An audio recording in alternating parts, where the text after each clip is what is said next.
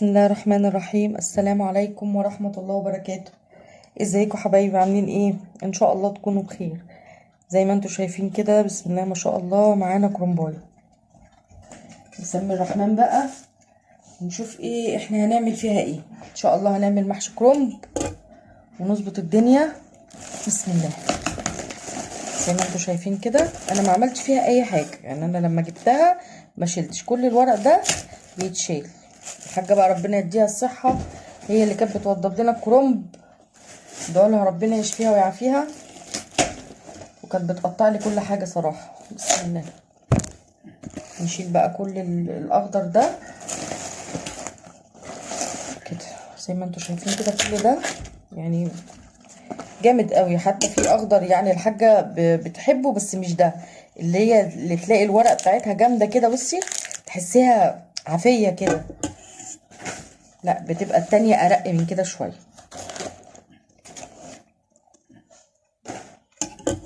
بصوا بقى بقت الكرنب عاملة ازاي دي تاني. حاضر. وكمان دي لحد قالت تتشيل. ماشي دي حلوة كده. طيب حاضر. بقى نفصصها كده ورقة ورقة كده. اول حاجة انا اشيل بس الراس دي كده عشان اقرب الدنيا على نفسي شوية كده كده. وبعدين بقى ايه الورق يعني بداية الورقة بانت قدامي كده، عشان ما اقطعش من بره وابوظه. اعمل كده. بسم الله ما شاء الله، لا قوة الا بالله. اللهم صل وسلم وبارك على سيدنا محمد عليه افضل الصلاة والسلام. بصوا كده، عشان انا فصلتها بالراحة بقى، يعني اعمل بالراحة كده، واحدة واحدة كده. سلكي بالراحة عشان تطلع معاكي. بسم الله ما شاء الله. اهي كده ورقة كمان، طلع كل ورقة لوحديها.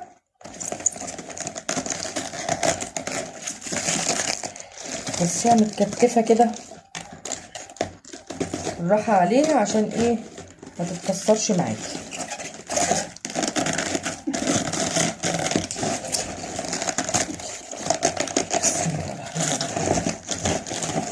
ما شاء الله لا قوة الا بالله. نسلك بقى من هنا كده لحد ما تطلع معايا، لحد ما اجيب مقاس الحله اللي انا هحط فيها الكرنبايه، يعني مع سليمه كده على بعضها. هتسلقي في حله مش هتاخدها، افضلي فصصي ورقه ورقه لحد ما تظبط معاكي، وتلاقي بقى ان خلاص هي كده هتدخل الحله وتبقى تمام، مفيش اي مشكله. عايزه تفصصي لاخر ورقه مش هتقولك حاجه، هتتفصص معاكي وهتتسلق تمام زي ما انتم شايفين كده. هكمل بقى انا تفصيص الورق واخش اولع على الميه عشان ايه نسلق بقى الكرنب سوا. ممكن انا في الوقت ده خلاص انا ظبطتها اعمل كده، بس عشان انا مش عايزه اجيبها لتحت قوي، عشان عايزاها فيها وزايه صغننه كده عشان تبقى حلوه، بتعمل ميني كرومبايه. تمام الكلام.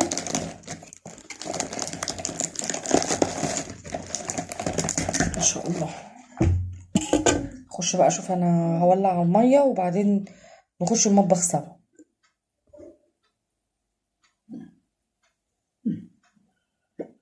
هو يعني انا مش بيعمل صوت ليه؟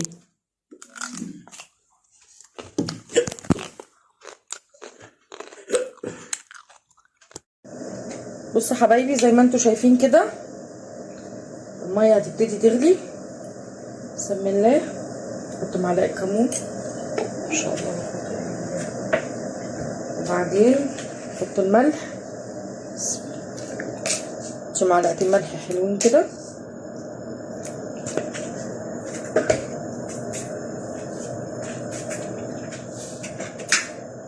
نقلب بقى الكلام الجميل ده مع بعض كده، وبعدين ايه نحط بقى الكرنب. انا طبعا فصصت الكرنبة على قد الحله اللي انا هشتغل فيها. تمام. بسم الله الرحمن الرحيم. بص بقى كده، بسم الله الرحمن الرحيم. سيبها بقى كده بالراحه خالص، وممكن اغطيها يعني اجيب حاجه كده واروح قافله عليها عشان البخار يخليها ايه تفك معايا. واول ما السوائل اللي فيها بتبتدي تتبخر تحسي ان الكرنب بيكش شويه، يعني ايه الكميه بتاعته بتقل، الحيز اللي هو واخده ده لا بيقل كده كمان شويه. تمام.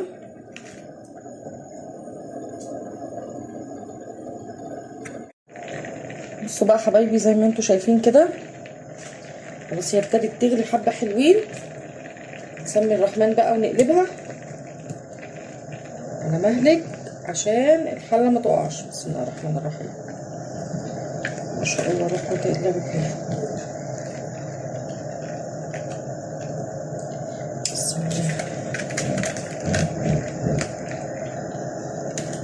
بالراحه خالص اهي، وتحس ان الحيز بتاعها قل ودخلت بقى كلها كده في قلب الحله. بسم الله ما شاء الله. هنعدلها بقى كده خالص. نبتدي بقى ايه نسبة ورقة ورقة تسحبيها كده بالراحة، بس يعني تتحط عدلة بقى كده في قلب الحلة، وبعدين نبتدي بقى غلوة كده غلوة، وبعدين نبتدي بقى نشيل. اصلا الكرنب يعني متطوليش عليه عشان ما يتهريش معاكي، عشان تعرفي تلفيه. بصوا كده ما شاء الله عليها. بسم الله. نجيب بقى حاجة نطلع عليها.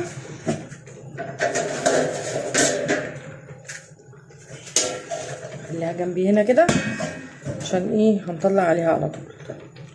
قصة ورقة ورقة. هي بتبتدي تغلي اهي. بسم الله ما شاء الله. شوفي اول ورقة عشان لما تسحبي كده تطلع معاكي بسهولة كده. نحطها بقى كده في قلب الطبق اللي احنا حاطينه، نطلع عليه يعني. بسم الله الرحمن الرحيم. لا دي لسه شويه. بصي الورق بتاعها، بصي يعني ايه لما اتك عليه كده، لا لسه ما اتسلقش، حاساه جامد. تمام. ابتدي بقى ايه واحده واحده كده، وخلي بالك. بسم الله. لسه برضو شويه، لسه ما فصلتش. مادام ما فصلتش يبقى لسه قدامها شويه. بصوا بقى حبايبي، دول بقى اخر حبه في الكرنبايه اللي احنا حاطينها. بصوا عماله اقلبها، واللي هو من بره كده انا فصلته بالسكينه برضو ايه اقلب فيه عشان كله ياخد الميه السخنه. مش حطيهم يا ماما، حطيهم هنا حبيبتي. بعدين انا بطلعه بقى ما بحطش عليه ميه. فبصي انا لما امسك الورقه كده كده تمام قوي. بسم الله ما شاء الله. نطلع بقى كل ده. انت مش هتبرديه، طلعيه ناقص يعني سيكه كده ماشي. واصلا الورق الابيض ده ما بيستحملش، فطبعا مع الصهد وهو على بعضه فانت طلعيه يبقى نيه حاجه بسيطه كده عشان خاطر ما يتهريش كده. تمام كده خلصنا بقى الجزء اللي هو كان على بعضه. نجيب بقى اللي احنا كنا مفصصينه، الورق الكبير ده برضو على قد ما تاخد الحله، تاخد معاكي ورقتين 3. بسم الله. كده نجيب واحده كمان.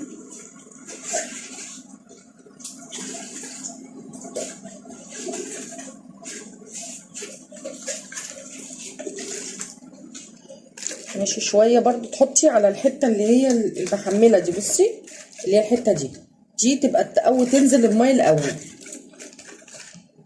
وبعد كده تبقي تقلبي الناحيه التانيه.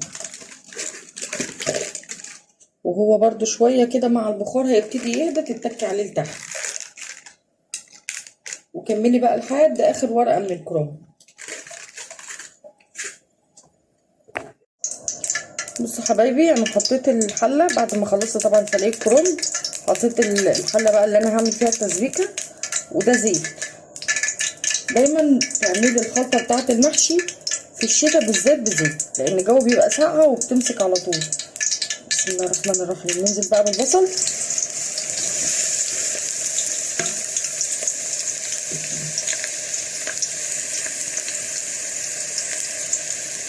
كده عشان تبقى الصوره اوضح.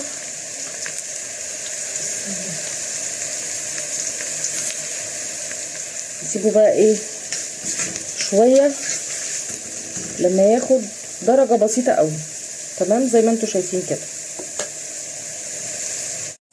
بصوا بقى كده لون البصله، يعني هتجيب الدهب الجميل بتاعنا. نحط بقى ايه معلقه توم حلوه كده، ماشي، لان التوم اصلا ما بياخدش وقت. وطبعا ضربه الطماطم جنبي. بصي في الصيف خلي بالك من التوم، انما في الشتاء اشتغلي بقى بيه براحتك، في المحشي، في صلصه المكرونه، في اي حاجه. يعني في الشتاء يستحمل شويه، انما في الصيف ما بيلحقش، يعني الحر بيضايقه. تمام. التومه بقى كده تظبط دنيتها، ونجيب الطماطم ونحطها. بصوا بقى، بسم الله. ادي كده الطماطم، نكمل بقى بقيه ضرب الطماطم واسيبهم بقى يتسبكوا مع بعض، وبعدين نرجع لما التسبيكه تتقل كده ويظبط الكلام معانا، ونشوف شكلها يبقى عامل ازاي. يلا بقى عشان نوضب الكرنب سوا. خلاص احنا سايبين التسبيكه تتسبك على النار. بصي بقى تقطعي كده، ما تاخديش فيها حاجه عشان ايه تظبط اهي. بصي مفيهاش اي حاجه. تمسكي بقى دي كده كده، تلميها على بعض وتشوفي طول الصباع. ماشي حاضر. كده كده اهو. بصي كده طول الصباع، يعني تقيسيه كده، مبقاش كبير قوي يعني. بسم الله. كده دي كده اول واحده. كده برضو بصي طول الصباع مش طويل قوي. ودي بقى 2. وبعد ما تقطعي كده تقسميه بقى كده. بصي كده الورقه تبقى صغيره كده كده بقى صباع. ماشي كده. مش عارفه كده مكانش باين ولا ايه. بص الورقه اهي، بعد ما قطعتها تروح عامله كده. ده كده صباع. ماشي. اكمل انا بقى ايه بنفس الطريقه كده، اقطعه كله كده لصوابع واظبطه. وطبعا معايا مصفى، وحاطه تحت المصفى طبق، لانه طول ما انا شغاله بيجيب في ميه. طول ما انتي شغاله في الكرنب بيجيب معاكي ميه، فانتي اظبطي دنيتك وحطي تحته مصفى اهو كده صباع. تمام كده. اكمل انا بقى، ما احنا مش هنقطع الكرنبايه سوا بقى. اكمل وبعدين ارجع لكم تاني. بصوا بقى حبايبي، خلاص خلصنا تقطيع الكرنب. يلا بقى نولع الفراخ نسلقها عشان نقعد نظبط الخلطه وبعدين نحشي. طبعا الفرخه دي انا كنت متبلاها معاكم قبل كده. بسم الله الرحمن الرحيم. الميه زي ما انتم شايفين كده ما غليتش.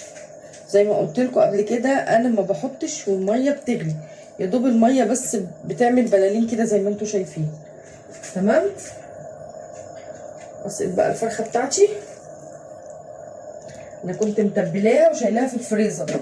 اللي ما شافش الفيديو اللي فات، انا كنت غاسله الفرخه دي ومتبلاها وحطها في الفريزر. طبعا طلعتها سبتها تفك، قطعتها وبسلقها زي ما انتم شايفين كده. شويه بقى لما تاخد وتدي كده مع الميه، اي حاجه هتطلع من الفراخ على وش الشوربه هنروق الشوربه ونشيل اي حاجه تقابلنا، وبعد كده نبقى نحط المنكهات بتاعه الشوربه. بصوا حبايبي بقى نعمل الخلطه. طبعا كل حاجه في الصلصه، بصل، توم، الدنيا تمام.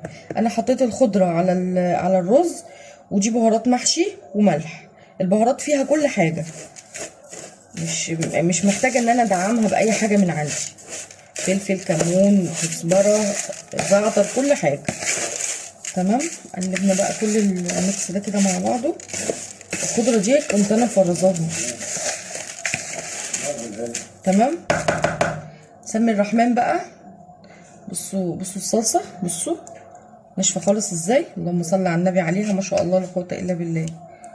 حط بقى كفايه. دايما وانتي بتعملي الصلصه بتاعه المحشي اعملي بزياده، لو زادت معاكي مش هتضرك. اي كميه تفيض حطيها في كيس بلاستيك وشيليها في الفريزر، تمام. لكن ما تعمليش بقى يعني ايه تبقى الدنيا ضيقه وتيجي مثلا خلاص قلبتي الخلطه حاسه ان هي بيضه، هتطلعي بقى طماطم وتصدقي من اول وجديد. اعملي بزياده ومفيش خساره ان شاء الله. نقلب كده، واحتاجت تاني الطماطم معانا. طماطم فيها البصل فيها الثوم، وحطيتي بهاراتك والدنيا تمام ما شاء الله. اللهم صل على النبي. نقلب. عايزه التاني نحطها بس. في هنا تاني ننضف المعلقه خالص عشان ما تنزلش حاجه في قلب الصلصه. هي كده كده اصلا دي صلصه محشي، بس برضو يعني حطي بقى طماطم كده ايه واظبطي الاداء عشان يديكي نتيجه حلوه ما شاء الله. ريحتها اللهم صل على النبي. طبعا الطماطم بردت خالص والرز بارد والخضره ساقعه، اشتغلي كله درجه حراره واحده. لو الصلصه كانت لسه سخنه معاكي حطي الرز عليها على النار وقلبيهم على النار، مش هيحصل اي حاجه، تقعد معاكي بقى براحتها. بس احنا بنقول ايه عشان يعني تديكي فتره سماح ما تبصش منك على طول. ايه رايكم في اللون كده؟ ما شاء الله اللهم صل على النبي. مش عارفه هو في الكاميرا تحسيه مش مظبوط، ولكن قدامي ما شاء الله انا شايفه ان هي كده تمام قوي. ماشي. نجيب بقى حلتنا اللي احنا هنحشي فيها ونخرج نلف سوا. بصوا حبايبي انا روقت الشوربه خالص، اي حاجه كانت على الوش انا شلتها. نبتدي بقى نحط المنكهات بتاعتنا. لورا، حبهان، نحط كمان فلفل اسمر،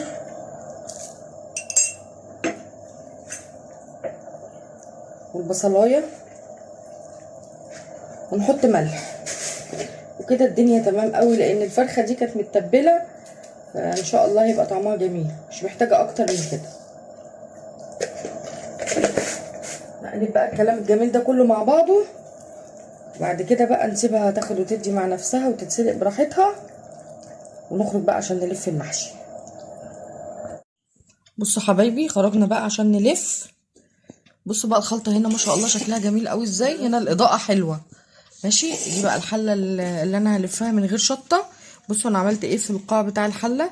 وبعدين دي الورقه الخضراء اللي انا كنت بقول لكم عليها، دي اللي احنا هنلف بس ايه طبقه واحده في البدايه، تمام. اخلص بقى راس الحله دي، ولا اوريكم بقى انا بلفها ازاي. بصوا انت بتجيبي الورقه كده، تمام. حبه رز على قد الورقه، ولا تكتري ولا تقللي، وبعدين تقفلي كده. ما تخليش رز حوالين الورق خالص. بصوا نضيف ازاي. اكمل بقى الحله وبعدين ارجع لكم تاني. بصوا حبايبي انا بعد ما خلصت لف دخلت المطبخ على طول. الفراخ اتسلقت والشوربه بقت ما شاء الله عليها، اللهم صل على النبي. وزي ما انتم شايفين كده انا سقيت الحله. بصوا تهزيها بقى كده كويس. خلاص كده الشوربه بقت في كل حته في الحله. اول ما تغلي بقى نوطي عليها، وهحط على وش الحله طبق كده عشان خاطر الكرنب ما يفكش مع الغليان، الكرنب ما يفكش. شايفين يا حبايبي بسم الله ما شاء الله اللهم صل على النبي. المحشي بتاعنا استوى بقى تحفه. ده المحشي البارد اللي انا عاملاه من غير شطه، والمحشي ده بشطه. طبعا انا قلبت الحله برصتها بسم الله ما شاء الله، يعني حاجه كده الله اكبر عليها. والفراخ حمرتها والشوربه في منتهى الجمال. بصوا رايقه ازاي وطعمها جميل قوي. جربوا بنفس الطريقه وان شاء الله الاكل هيعجبكم. اتمنى يكون الفيديو خفيف عليكم، واللي وصل لاخر الفيديو يا ريت ما ينساش اللايك ويكتب لي كومنت حلو، ويا رب اكون خفيفه عليكم. والسلام عليكم ورحمه الله وبركاته.